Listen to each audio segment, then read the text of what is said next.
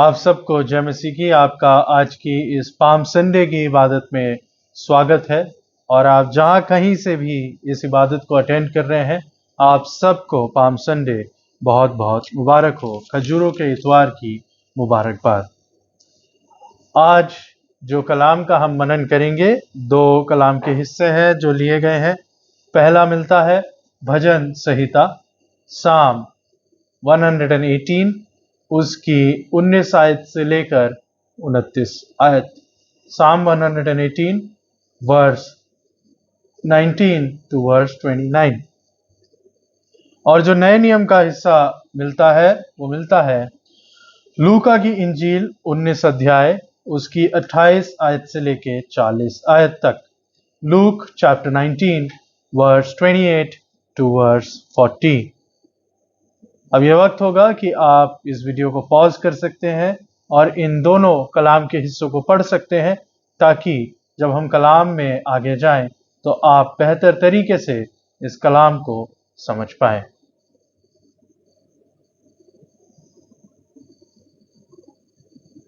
यदि आपने पॉज करके इन कलाम के हिस्सों को पढ़ लिया है, तो इससे पहले कि हम कलाम में जाएं, आइए हम दुआ मांगे। खुदोस मेहरबान जिंदा खुदा, शुक्र करते हैं आज के इस समय के लिए, इस वक्त के लिए जो तूने बख्शा। शुक्रगुजार है इस मंडली के लिए जो परमेश्वर इस जरिए से, इंटरनेट के जरिए जुड़ती है। इस पर अपनी बरकत बनाए रखना, होने देना तमाम लोग जो तेरे कलाम को सुनते हैं, इनकी जिंदगी में प्रभु जी वो बदलाव, वो चेंज आ सके। इस दुआ को खुदावंद यीशु मसीह के जिंदा पाक और मुबारक नाम में होकर मांगते हैं, आमीन। आज का जो कलाम का हिस्सा लिया गया है, हम इस एक पैसेज के ऊपर ही ध्यान देंगे, क्योंकि जाहिर सी बात है जब हम पाम संडे की बात कर रहे हैं तो पाम संडे से रिलेटेड ये पैसेज है। यरूशलेम में विजय प्रवेश, लूका की इंजील 19 अध्याय, उसकी 28 से लेके 40 आयत। और जब हम इस कलाम के हिस्से को पढ़ने की कोशिश करते हैं, इसको समझने की कोशिश करते हैं, तो मेरी एक रिक्वेस्ट है, और इस रिक्वेस्ट को जब मैं करता हूं और अगर हम फॉलो करेंगे तो यह कलाम बेहतर तरीके से हमें समझ आएगा। मेरी रिक्वेस्ट आज आपसे ये है कि आज आप इस कलाम को उस भीड़ के रूप में सुने जो भीड़ यरूशलेम में खुदावंद यीशु मसीह का इंतजार कर रही थी। और मेरा आपसे आज एक सवाल है कि आप कहां खड़े हैं? जिस भीड़ में मैं आज आपको इमेजिन करने के लिए बोल रहा हूं कि आप इमेजिन करिए यीशु मसीह आज आने वाले हैं और आप उस भीड़ का हिस्सा हैं, तो आप उस भीड़ में कहां खड़े हैं? आप सबसे आगे खड़े हैं, आप कहीं बीच में खड़े हैं, या कहीं पीछे को दूर को खड़े हैं, या किसी पेड़ के नीचे खड़े हैं? और जब मैं इस सवाल को आपसे करता हूं तो इस सवाल को पूछने के पीछे कई वजहें हैं जो जिसकी वजह से ये सवाल मैं आपको पूछ रहा हूं। 2 सेकंड लीजिए और आप बस अपने मन में इमेजिन कीजिए, जो भी आपकी जगह आप समझते हो, कि अगर मैं उस दिन उस भीड़ में होता तो मैं कहां खड़ा होता। आप अपने मन में ये जवाब दीजिए कि पाम संडे का दिन है, प्रभु यीशु मसीह प्रवेश करने वाले हैं, अगर मैं उस भीड़ में होता तो कहां खड़ा होता। अब आपने जब इस जवाब को सोच लिया है और अपने मन में आपने इसे बोला है, तो अगर आपका यह जवाब है कि मैं सबसे आगे खड़ा होता, लाइन में सबसे आगे पहुंचता, तो मेरा आपसे यह सवाल है कि आपको कैसे पता कि यीशु मसीह जो आ रहे हैं और यीशु मसीह जो आज मौजूद हैं, जो आएंगे और ये सारी इवेंट्स होंगी। क्योंकि जब हम इस कलाम को पढ़ते हैं, जब हम इस कलाम को देखते हैं, तो ये कलाम कुछ और कहता है और हमारी साइकोलॉजी कुछ और कहती है। हम आज इमेजिन करेंगे कि हम आज उस भीड़ का हिस्सा हैं जो यरूशलेम में मौजूद है। और जब आप उस भीड़ का हिस्सा बन जाते हैं तो आपको ये बात समझ आती है कि आप इस कहानी के एंड को नहीं जानते। क्योंकि जब मैं आज के दिन आपसे पूछ रहा हूं कि क्या हम उस भीड़ में होते तो हम कहां जाते हैं, तो आपका जवाब है मैं सबसे सामने होता, क्यों? क्योंकि आप ये इमेजिन कर पा रहे हैं इस कहानी का एंड क्या है। कहानी का एंड ये है कि यीशु मसीह का विजय प्रवेश। लेकिन उस समय जो भीड़ यरूशलेम में मौजूद थी, वो सारी भीड़ इसलिए मौजूद नहीं थी कि यीशु मसीह का विजय प्रवेश हो रहा है, पर बहुत सी भीड़ इसलिए मौजूद थी क्योंकि फसह का पर्व आने वाला था। और बहुत सी भीड़ वहां पर इस वजह से मौजूद थी। कुछ भीड़ वहां उत्साहित थी कि ये वो आ रहा है जिसने लाजर को जिलाया, क्योंकि ये अफवाह फैल गई थी कि एक मुर्दे को जिंदा करने वाला एक इंसान है, उसे देखेंगे। कुछ लोग वहां यूं ही मौजूद होंगे जिन्हें पता लगा होगा भाई यहां पे शोर हो रहा है, इधर पे हो हल्ला हो रहा है, देखे तो है क्या। तो कोई तो सामने होगा, कोई बीच में होगा, कोई पीछे होगा, किसी ने ध्यान ही नहीं दिया होगा। लेकिन अगर आप उस भीड़ में उस दिन मौजूद हैं तो आपको यह नहीं पता कि आने वाले समय में क्या होने वाला है। It is not about narrating with clarity, but it is about participating in the mystery. इस कहानी के नरेशन में घुसने की जरूरत नहीं है। आज आपको इस कहानी में पार्टिसिपेट करना है, ऐसे जैसे आज की सुबह मैं उस भीड़ में खड़ा हूं और मुझे नहीं पता दिन में क्या होने वाला है। इस बात को समझाने के लिए हमें थोड़ा आगे पढ़ना पड़ेगा। जब हम लूका की इंजील 19 अध्याय और उसकी 30 आयत पढ़ेंगे, 30 और 31 आयत, तो यहां पे आप कहानी देखिए क्या हो रही है। क्योंकि आप आज यरूशलेम में भीड़ में खड़े हैं और यीशु मसीह बाहर बैतनिया और बैतफगे की तरफ को कहीं किसी गांव के पास खड़े हुए हैं और वो अपने चेलों से बात कर रहे हैं। आपको क्या पता क्या हो रहा है, आप तो यरूशलेम की भीड़ में खड़े हुए हैं। तो बैतनिया और बैतफगे के बाहर यीशु मसीह बोलते हैं, सामने के गांव में जाओ। अपने चेलों से प्रभु यीशु मसीह बोल रहे हैं, सामने के गांव में जाओ और उसमें पहुंचते ही एक गदही का बच्चा जिस पर कभी कोई सवार नहीं हुआ, बंधा हुआ तुम्हें मिलेगा, उसे खोल कर ले आओ। यदि कोई तुमसे पूछे कि क्यों खोलते हो, तो ये कह देना कि प्रभु को इसका प्रयोजन है। आप जिस राजा की तैयारी कर रहे हैं और जिस राजा के लिए आप यरूशलेम में बैठे हैं, प्रभु यीशु मसीह ने तो प्लान ही नहीं करा कि उनकी एंट्री किस तरीके से होगी, पर आप सब कुछ प्लान करके बैठे हैं कि प्रभु यीशु मसीह प्रवेश करेंगे, मैं सामने खड़ा हूंगा। नहीं, हमें उस तरीके से मौजूद होना है जैसे दिन की चीजें कैसी होने वाली हैं मुझे नहीं पता, क्योंकि मैं तो सुबह सुबह यरूशलेम पहुंचा हूं और यहां एक भीड़ है जो इस काम में लग रही है। अब यीशु मसीह वहां पर उस गधी के बच्चे को बुलवाते हैं और कहते हैं इसके ऊपर मैं जाऊंगा। और वो इसलिए करते हैं क्योंकि जकरिया की किताब उसका 9वां अध्याय और उसकी 9 आयत, जकरिया की पुस्तक उसका 9वां अध्याय और उसकी 9 आयत क्या कहती है? हे सिय्योन बहुत ही मगन हो, हे यरूशलेम जय जयकार कर, क्योंकि तेरा राजा तेरे पास आएगा, वो धर्मी और उद्धार पाया हुआ है, वो दीन है और गधे पर वरन गधी के बच्चे पर चढ़ा हुआ आएगा। प्रभु यीशु मसीह इस भविष्यवाणी को पूरा कर रहे हैं। और जब वो इस इनिशिएटिव को ले रहे हैं और इस कहानी के आगे आगे चल रहे हैं, तो आप कहानी होने से पहले कैसे डिसाइड कर सकते हैं कि कहानी में क्या होगा? क्योंकि आप उस कहानी में मौजूद हैं। इस बात को समझाने के लिए मैं ये समझाता हूं, हम कई दफा अपनी जिंदगी में रिजल्ट पहले ही अज्यूम कर लेते हैं और उस रिजल्ट को अज्यूम करके खुदा के आगे जाते हैं कि ऐ खुदा मेरे एग्जाम में 99 मार्क्स ही आने चाहिए, ऐ खुदा ये नौकरी की पोस्ट मुझे ही मिलनी चाहिए, ऐ खुदा इसको इस तरीके से कर दे। अगर आपने ही डिसाइड कर लिया कि इस तरीके से क्या होना है, तो खुदा का काम किधर रहा?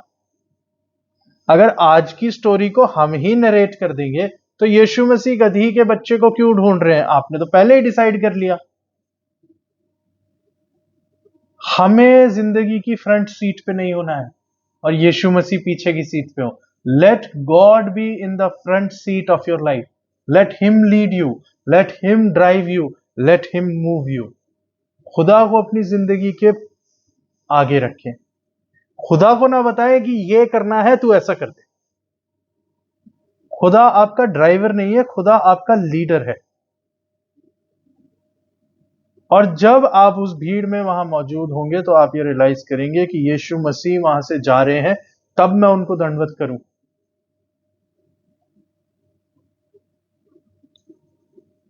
खुदावंद यीशु मसीह क्या मेरी जिंदगी की ड्राइविंग सीट पर है? क्या वो मेरी जिंदगी के नैरेटिव को प्लान कर रहा है, या मैं पहले से ही सब कुछ अज्यूम करके चल रहा हूं? अब जब हम यीशु मसीह को अपनी जिंदगी का आगे का रास्ता दे देते हैं कि यीशु मसीह आप लीड करिए, तो हमारा काम क्या है? हमारा काम है भरोसा रखना, वहां पे रहना, जब वो लीड करे उसके पीछे पीछे जाना, क्योंकि खुदा ही सारी सिचुएशन को ऑर्केस्ट्रेट कर रहे हैं। खुदावंद यीशु मसीह ने बोला गधी के बच्चे को लाओ, खुदावंद यीशु मसीह बैठ रहे हैं, खुदावंद यीशु मसीह एंट्री कर रहे हैं। आप क्या कर रहे हैं? आप कुछ नहीं कर रहे, आप बस वहां मौजूद हैं। कई दफा जब खुदा हमारी जिंदगी चला रहा होता है तो हमें सारी चीजें अपने कंट्रोल में करने की जरूरत नहीं है। कुछ चीजें खुदा पे छोड़ना सीखें। अगर आप ही सब कुछ करने लग जाएंगे तो खुदा के लिए जगह ही कहां है? खुदा ने आपको फ्री विल दी है, free will to follow him. अब आपने ये समझ लिया कि आज मैं सुबह सुबह यरूशलेम पहुंच गया हूं, मैं तो त्योहार मनाने के लिए आया था, और जब मैं त्योहार मनाने के लिए आया हूं और यहां पर मैं खड़ा हुआ हूं और कुछ ना कुछ हलचल मच रही है, क्योंकि यहूदी लोग त्योहार मनाने यरूशलेम आए थे। अब यीशु मसीह गधी के बच्चे के ऊपर जा रहे हैं और वो मूव कर रहे हैं, और मूव करते हुए मुझे रियलाइज हो रहा है कि यहाँ पे हो क्या रहा है। और जब मैं ये रियलाइज कर रहा हूँ यहाँ पे हो क्या रहा है, तो मुझे ये रियलाइज हो रहा है कि गधी के बच्चे पे इस इंसान के जाने का मतलब क्या है। गधी के बच्चे पे जब यीशु मसीह जा रहे हैं तो ये एक यहूदी ट्रेडिशन के हिसाब से होता है। पहली चीज, यीशु मसीह जकरिया की भविष्यवाणी को पूरा कर रहे हैं। दूसरी चीज, जो जब भी राजा युद्ध करके आता था, विजय प्रवेश करता था, तो वो घोड़े के ऊपर आता था।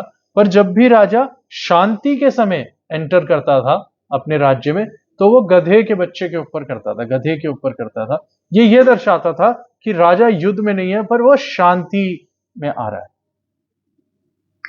और आपको यह समझ आ रहा है कि ये जो इमेजरी है इस इंसान की, इस गधे के ऊपर आने की, ये दर्शाती है कि ये राजा है, राजा की तरह आ रहा है। अब आप जब यरूशलेम की उस भीड़ में खड़े हुए हैं और जब आप देख रहे हैं कि एक राजा आ रहा है, तो उस दिन आप क्या लेकर खड़े हैं उसके स्वागत में? मुझे ये बताइए, आप क्या लेकर खड़े हैं उसके स्वागत में, और आप क्या नारा लगाएंगे? मैं एक ऑप्शन देता हूं। अगर आपका जवाब है कि मैं खजूर की डाली लेकर खड़ा हुआ हूं क्योंकि मैं यरूशलेम की भीड़ में हूं, पाम संडे के दिन पर हूं, तो मैं खजूर की डाली लेकर खड़ा होऊंगा पादरी साहब। और कौन सा नारा लगाएंगे? मैं होश अन्ना का नारा लगाऊंगा। जो लोग आज इस वीडियो को अभी मेरे साथ देख रहे हैं, आप मुझे देख रहे हैं, अगर आपका यह जवाब है कि मैं खजूर की डाली लेकर खड़ा हुआ हूं और मैं होश अन्ना का नारा लगाऊंगा, अगर आपका जवाब हां है तो आप हां बोलें। अगर आपका जवाब हाँ है कि आप खजूर की डाली लेकर खड़े होंगे और होश अन्ना का नारा लगाएंगे, तो मेरा अब अगला सवाल आपसे ये है कि होश अन्ना और खजूर की डाली इस पूरे पैसेज में कहां है? आप अभी अपनी बाइबल निकालें, लूका 19 निकालें, उसकी 28 से 40 आयत पढ़ें और उसमें मुझे होश अन्ना और खजूर की डाली दिखाएं, कहां है? जब आप पढ़ेंगे तो आपको रियलाइज होगा इस पूरे पैसेज में ना तो खजूर की डाली का मेंशन है, ना कि होश अन्ना के नारे का मेंशन। पर आप अज्यूम करके बैठे थे कि मैं ये करूंगा, क्योंकि आप उस भीड़ के अंदर मौजूद नहीं हो रहे। और जब आप उस भीड़ के रूप में खड़े हुए मौजूद हो गए हैं और आप ये रियलाइज कर रहे हैं कि मुझे नहीं पता क्या करना है, पर मैं एक इंसान को जाता हुआ देख रहा हूं, ना उसके पास तलवार है, ना कोई ताज है, ना कोई तख्त है, ना कोई आर्मी है, पर जो एंट्री वो ले रहा है वो एक राजा की सी है। तो मुझे ये रियलाइज होता है कि खुदा शांति का राज्य लेकर आ रहा है, क्योंकि वो गधे के बच्चे पर आने का मतलब है कि वो शांति का राजकुमार है। और जब इस एंट्री को आप महसूस करेंगे तो आपको यह समझ आएगा कि इसी अध्याय में, लूका की इंजील 19 अध्याय में, जो आप 39 और 40 वर्ष पढ़ेंगे तो वहां लिखा है, तब भीड़ में से कुछ फरीसी उससे कहने लगे, हे गुरु, अपने चेलों को डांट।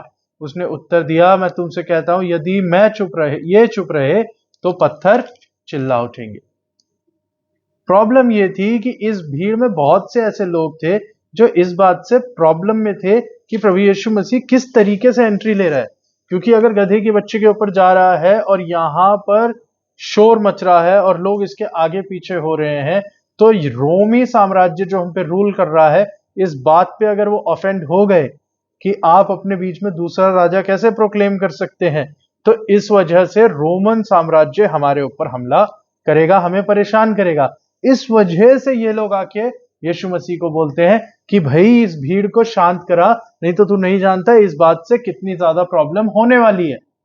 यीशु मसीह बोलते हैं ये लोग अगर चुप हो जाए तो ये पत्थर बोल उठेंगे। इससे प्रभु यीशु मसीह का मतलब यह है कि अगर तुम इंसानों को चुप भी करा दोगे तो कायनात मेरे लिए बोलेगी, क्योंकि मेरा राज्य इंसानों का नहीं, मेरा राज्य ज्योग्राफिकल लोकेशंस का नहीं, मेरा राज्य देशों का नहीं, मेरा राज्य पूरी यूनिवर्स, पूरी कॉस्मोस का है। पूरी कायनात मेरा राज्य है और उसका मैं राजा हूं। हम यीशु मसीह को आज उस छोटे से राजा की तरह ना देखें जो मेरे सामने से गुजरता जा रहा है, पर हम रियलाइज करें ये जिंदा खुदा का बेटा है जो अपने राज्य में आया है और ये जहान के गुनाहों को उठा ले जाता है। और जब हम इन बातों को देखते हैं, समझते हैं और ना होशन्ना के नारे नहीं लगा रहे हैं, हम लोग खजूर की डाली नहीं ला रहे, तो हम बोल क्या रहे हैं? यहां पर लिखा है 38 वर्ष, धन्य है वो राजा जो प्रभु के नाम से आता है, स्वर्ग में शांति और आकाश मंडल में महिमा हो। ये जो नारा लगाया गया है ये एक्चुअली नारा नहीं है, ये भजन संहिता 118 उसकी 26 आयत है। और भजन 118 वो भजनों में से है जब लोग अपने गांव से, अपने घरों से यरूशलेम को आते थे तो वो भजन गाते हुए जाते थे। आज पाम संडे के दिन कई जगहों पर जुलूस निकलेंगे, कई जगहों पर प्रोसेशंस निकलते हैं खजूर की डालियां लेके। क्या वो प्रोसेशन चुपचाप चलते रहते हैं? नहीं, लोग गीत गाते हुए जाते हैं। उसी तरह यहूदी कल्चर में जब आप अपने घर से मंदिर की ओर जा रहे हैं, आप अपने घर से खुदा की हैकल की ओर जा रहे हैं, तो आप गीत गाते हुए जाते हैं। और भजन 118 उनमें से एक गीत था और वहां खड़े हुए लोग शायद उस गीत को गा रहे हो कि धन्य है वो राजा जो प्रभु के नाम से आता है। और जो अगली आयत है, स्वर्ग में शांति और आकाश मंडल में महिमा हो, यह प्रभु यीशु मसीह के पैदा होने पे गडरियों के आगे स्वर्गदूतों ने गाई थी। तो जो लोग वहां पर गा रहे हैं, जरूरी नहीं है वो भीड़ इसलिए गा रही है कि यीशु मसीह आया है, जरूरी नहीं है वो भीड़ इसलिए गा रही है कि ये पूरी कायनात का राजा है। हो सकता है वो लोग इसलिए गा रहे हो क्योंकि वो गाते हुए आ रहे थे और मंदिर की तरफ जा रहे थे और बीच में इस जमावड़े से गुजरे हैं। हम भी क्या अपनी जिंदगी में जब हम इबादतों में जाते हैं, जब हम चर्चेज में जाते हैं, जब हम दुआओं में जाते हैं और गीतों को गा रहे हैं, सिर्फ इसलिए गा रहे हैं क्योंकि मुझे गाने हैं, क्योंकि एक ट्रेडिशन है, या इसलिए गा रहे हैं कि उस जिंदा खुदा की सिताइश हो? क्या हम इबादतों में इसलिए हिस्सा ले रहे हैं क्योंकि हिस्सा लिया जाता है, क्योंकि हिस्सा लेना है? क्या हम इसलिए आए हैं क्योंकि त्योहार का दिन है और मुझे आना है, पाम संडे है और मुझे पहुंचना है, फर्स्ट संडे है इसलिए मुझे चर्च जाना है? बहुत सी ऐसी भीड़ है आज यरूशलेम के अंदर जो सिर्फ इसलिए आई है कि त्योहार है और मुझे पहुंचना है, इसलिए नहीं कि यीशु मसीह आज यहां पर आया है। क्या हम भी इबादतों के अंदर सिर्फ इसलिए जा रहे हैं क्योंकि जिंदगी का एक ट्रेडिशन बन चुकी है, या इसलिए जा रहे हैं कि जिंदा खुदा की हुजूरी में मुझे जाना है? यह गहराई की बात है। और यदि हम सोच रहे हैं कि हम कभी चले जाएं कभी ना जाएं, फर्स्ट संडे चले जाएं बाकी नहीं जाएं, मेरी इबादतें हो रही हैं नहीं हो रही हैं, क्या फर्क पड़ता है। तो आप इसकी सीरियसनेस को समझे कि यह बस एक रिवायत नहीं है, पर यह जिंदा खुदा की हुजूरी में जाने के लिए, जाने के बराबर है। और जब आप उसकी हुजूरी में जाते हैं, आप पूरे मन को तैयार करके जाएं, और इसलिए जाए क्योंकि मुझे यहां पर उसके लिए मौजूद होना है। तो इस भीड़ में जिसमें आज आप मौजूद हैं, कौन कौन लोग हैं? मैंने आपसे शुरू में सवाल किया था, आप सामने खड़े हैं, बीच में खड़े हैं, पीछे खड़े हैं, या दूर को खड़े हैं, या आपको मतलब ही नहीं? हम किस कैटेगरी के लोग हैं? कुछ है जो यूं ही आ गए, कुछ है जो त्योहार की वजह से आ गए, कुछ है जो देख रहे हैं कुछ हो रहा है तो मैं भी चला जाता हूं, कुछ है जो मन से आए हैं, कुछ है जिन्हें पता ही नहीं क्या हो रहा है और धीरे धीरे समझ रहे हैं, और कुछ है जो उसका वेलकम करने को आए। इस पूरी भीड़ में मैं कौन सा शख्स हूं? क्या मैं एक स्पेक्टेटर हूं जो बस देखने आया हूं? क्या मैं उन फरीसियों की तरह हूं जो बस चीजें किस तरीके से होंगी ये देखने आया हूं? क्या मैं ट्रू सीकर हूं जो प्रभु यीशु मसीह को एक्चुअली महसूस करने आया हूं? क्योंकि हम इस भीड़ में किस जगह खड़े हैं ये हम ही जानते हैं। और इस भीड़ में मौजूद रहना और खुदा को फॉलो करना आसान बात नहीं है, क्योंकि जब उसने खाना खिलाया 5,000 लोग मौजूद थे, लाइन में बैठते थे, सब उसकी सुनते थे। जब वो मौजे करता था तो लोग मौजूद रहते थे, गिरे पड़े जाते थे, उसके कपड़े बस छूना चाहते थे, छतों से लोगों को उतारते थे। जब हमारे मतलब की चीजें हो रही थी तब हम उसकी मौजूदगी में आ रहे थे। पर जहां उसने बोला अपनी सलीब उठा और मेरे पीछे हो ले, जहां उसने बोला तू अपना सब कुछ छोड़ और नए सिरे से जन्म ले, जहां उसने बोला कि आज ही रात तू मेरा 3 बार इनकार करेगा, हमने क्या किया? जब मेरी जरूरत है, क्या तब मैं इस भीड़ में खड़ा हो रहा हूं? क्योंकि ये पाम संडे और क्रूसिफिक्शन साथ जुड़े हुए हैं, ये अलग अलग नहीं है। ये साथ इसलिए जुड़े हुए हैं क्योंकि अब आप रियलाइज कर पा रहे होंगे जो पूरी भीड़ मौजूद है, जिसके लिए ये बोला जाता है कि ये वही भीड़ है जो पिछले हफ्ते खुद होशन्ना के नारे लगा रही थी, और ये वही भीड़ है जो बोलती है उसे सलीब दो। तो आप ये रियलाइज करेंगे जो पाम संडे की भीड़ है, एक्चुअली में ज्यादा ऐसी कोई भीड़ नहीं थी जो उसके साथ थी, जो क्रूसिफिक्शन के दिन उससे दूर हो गई। क्योंकि यहां भी ना के बराबर लोग थे, उस दिन भी ना के बराबर ही लोग उसके साथ खड़े थे। भीड़ तो जुड़ रही है, लेकिन कितनी भीड़ है जो खुदा की हुजूरी के लिए है? खुदा का कलाम कहता है बुलाए हुए तो बहुत हैं, लेकिन चुने हुए कम हैं। तो आज जो हुजूम के हुजूम जुड़ रहे हैं कलीसियाओं में, क्या मैं भी उस हुजूम में हूं, या मैं उस भीड़ में खड़ा हूं जो खुदावंद यीशु मसीह की नजदीकी में आना चाहता है? क्या इबादतों में मैं भीड़ बनने के लिए पहुंच रहा हूं? क्या प्रेयर मीटिंग्स में मैं भीड़ जुटाने के लिए पहुंच रहा हूं? क्या बाइबल स्टडी में भीड़ जुटाने के लिए पहुंच रहा हूं, या उस कलाम से कुछ सीख रहा हूं और अपनी जिंदगी को बदल रहा हूं? क्या हम बस इसलिए चिल्ला रहे हैं क्योंकि दूसरे भी चिल्ला रहे हैं, हम इसलिए गा रहे हैं क्योंकि गाना है, या उसका मेरी जिंदगी में कोई मतलब है? वो भीड़ जो खुदा को देख सकती थी, अगर वो भीड़ उसके साथ खड़ी नहीं रह सकी, तो हम जो उसको देख ही नहीं पा रहे, हमारे जैसी भीड़ कहां जाएगी? क्योंकि कलाम कहता है we believe by faith and not by sight. हम देखने से नहीं, पर अपने विश्वास से खुदा के ऊपर अपने विश्वास को लाते हैं। तो हम जो उसको देख ही नहीं सकते, अगर हमारा विश्वास पुख्ता नहीं है, तो हम बस एक भीड़ का हिस्सा तो नहीं बने रह गए।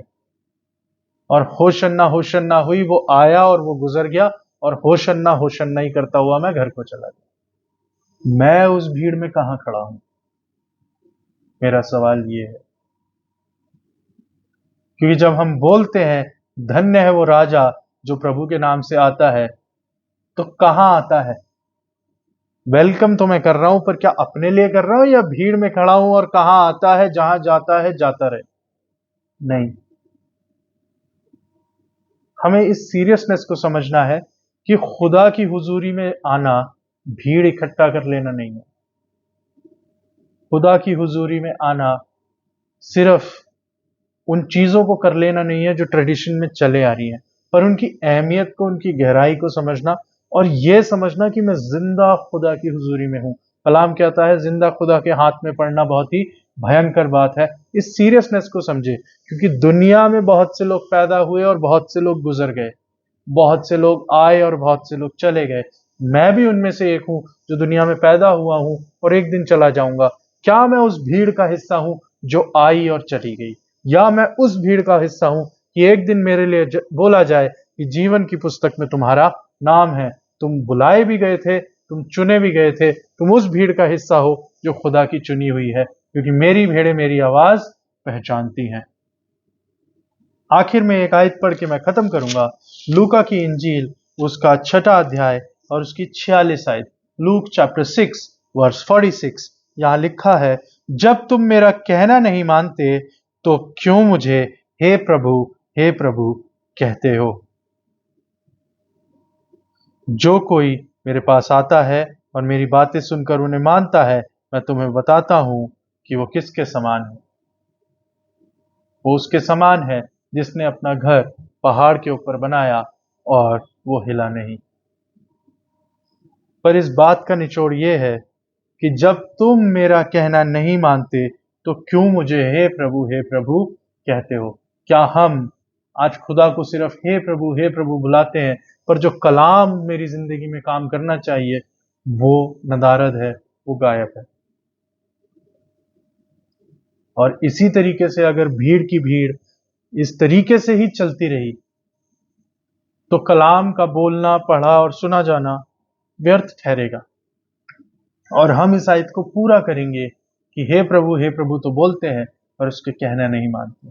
खुदा आज आपको ये तौफीक बख्शे, ये ताकत दे कि जब आप उसकी हुजूरी में जाएं तो अपनी जिंदगी को बदल पाएं और बस महज अपनी जिंदगी को एक भीड़ के हिस्से में ना गुजारें, पर जब आप इस दुनिया में आए हैं उसको उद्धारकर्ता जानकर, उसको अपना उद्धारकर्ता जानकर आप अपनी जिंदगी उसको सौंपें और जिंदगी को बदलें, कि ये पाम संडे आपके लिए उसके पुनरुत्थान के साथ जुड़े और आपकी जिंदगी में बहुतायत से बरकत का बाइस बने।